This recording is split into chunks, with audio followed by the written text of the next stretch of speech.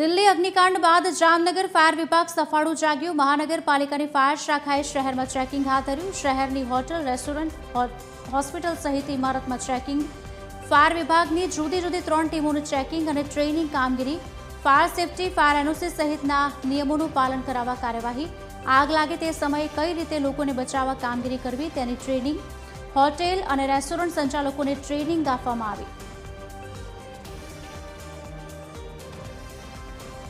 Fire brigade हाल में 3 टीमों city में कार्यरत है। जे अलग अलग होटलों से, हॉस्पिटल्स से, जे इमारतों एवी है जे फायर एनओसी अथवा जे इमारतों एवी है ज्यां आग लागवानी शक्यता वधारे छे एवी बधी इमारतों में हाल में चेकिंग 3 टीमों द्वारा करवामां आवी रह्युं छे।